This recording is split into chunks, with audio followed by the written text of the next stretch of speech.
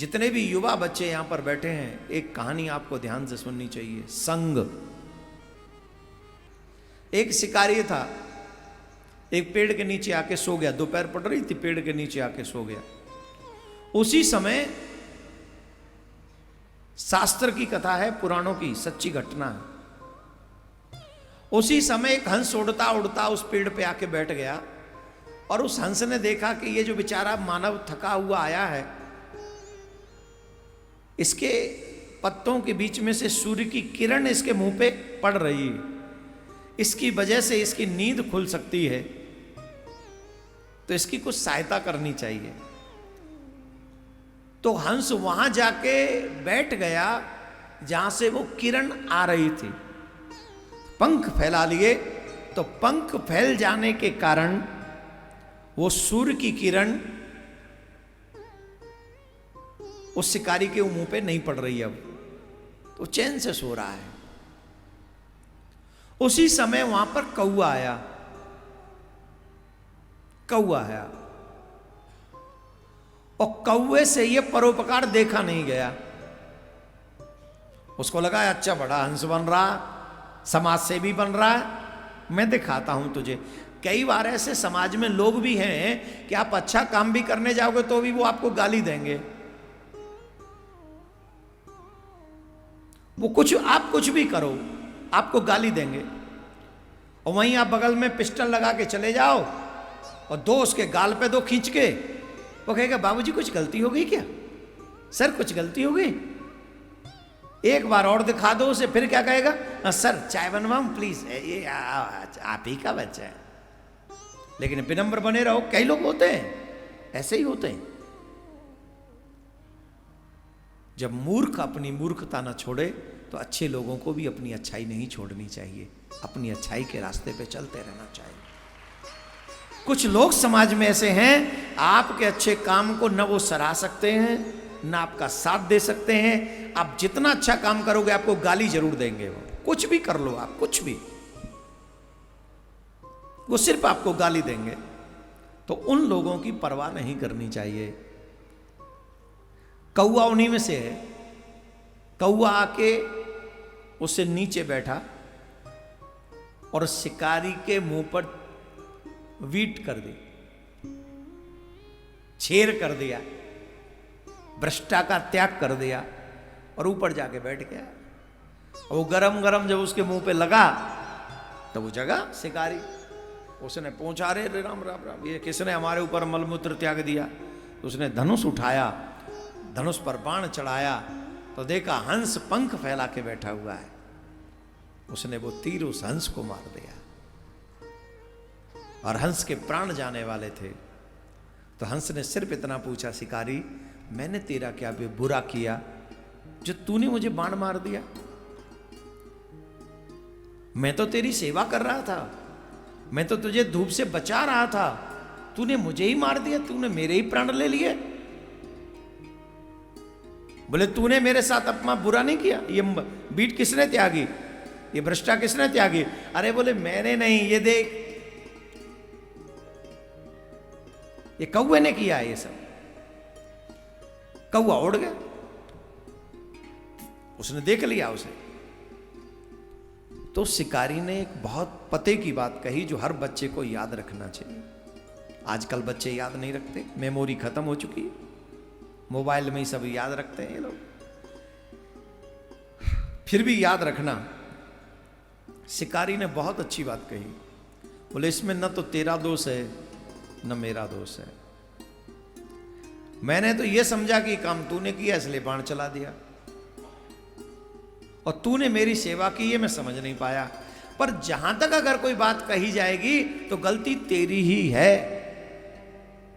मेरी कैसे? बोले तूने थोड़ी देर ही सही इस कौए का संग कर लिया, इस संग के कारण तेरे प्राण चले गए। जब तुझे पता था कि कौआ यहां आ गया है तो तुझे यहां से उड़ जाना चाहिए, क्योंकि ऐसे कुबुद्धि लोग जब भी आएंगे तुम्हारा बुरा ही करेंगे। जितने भी बच्चे बैठकर ये कथा सुन रहे हैं, आप अपने फ्रेंड्स बड़ी ईमानदारी से और सोच समझ के चुनिएगा। अगर शराबी मिला तो तुम्हें भी कहीं ना कहीं शराबी समझ लिया जाएगा या बना देगा। जुआरी मिला तो तुम्हें भी कहीं ना कहीं जुआरी समझ लिया जाएगा या तो वो बना देगा। व्हाटएवर, तुम जैसा संग करोगे वैसा एक न एक दिन तुम, और बुरे लोगों का संग करोगे तो तुम्हें बुरा ही समझ लिया जाएगा, और अगर अच्छे लोगों का संग करोगे तो अच्छा। चलो सोचो, तुम कथा में बैठे हो, अभी कथा में यहां बैठे हो, यहां से कोई निकल के जाए, क्या कहेगा तुम्हें?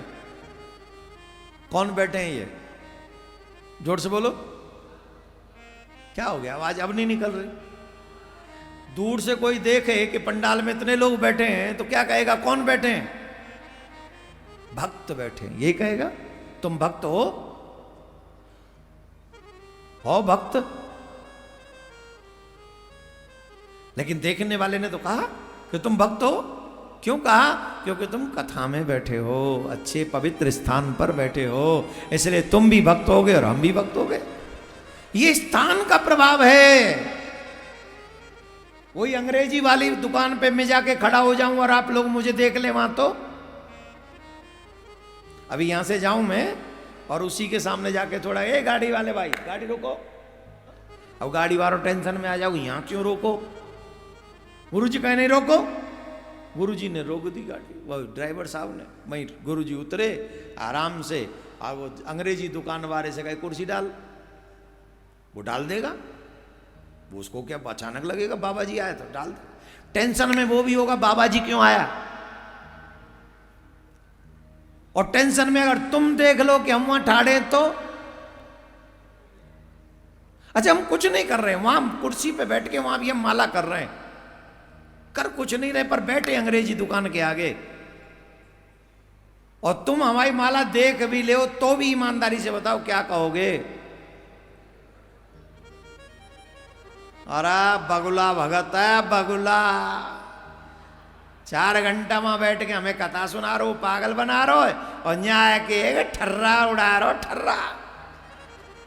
जबकि वहां माला ही कर रहे हैं गुरुजी, कुछ नहीं कर रहे हैं, सिर्फ माला कर रहे हैं। बोलो हाँ या ना, बोलो हाँ या ना। किसका दोष लगाइए? संग का, संग का दोष। ये दोनों ही दोष मैंने अभी प्रैक्टिकल में आपको बता दिए प्रमाण करके। यही संग सोच समझ के हर बच्चे को करना चाहिए। कर्ण क्या बुरा इंसान था? जवाब दो। पितामह भीष्म क्या बुरे थे? क्योंकि दुर्योधन के संग में रह गए, उसके साथ खड़े रहे, इसलिए उन्हें वो जगह नहीं मिली, वो सम्मान नहीं मिला जिसके वो अधिकारी थे। कर्ण कोई कम योद्धा नहीं था।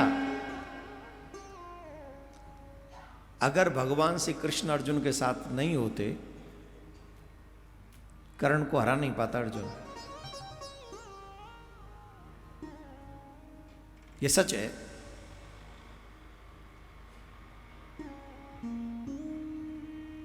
हरा नहीं पाता। कर्ण इसलिए हार गया क्योंकि कृष्ण अर्जुन के साथ में थे। यहां पर एक पॉजिटिव साइन एक और है। कर्ण इसलिए हार गया क्योंकि कृष्ण अर्जुन के साथ है। तो ये सच्ची बात है, जो धर्म के साथ है कृष्ण उसके साथ है, और कृष्ण का हाथ जिसके सर पे है वो कभी हार ही नहीं सकता। अगर तुम चाहते हो कि तुम्हारी भी हार न हो तो एक शर्त मान लो, धर्म के पथ पे चलो और कृष्ण मेरे साथ हैं ऐसा विश्वास मन में रखो, तुम्हारी हार नहीं होगी, कभी नहीं होगी। तुम्हारी विजय हो जाएगी, निश्चित तुम्हारी विजय होगी।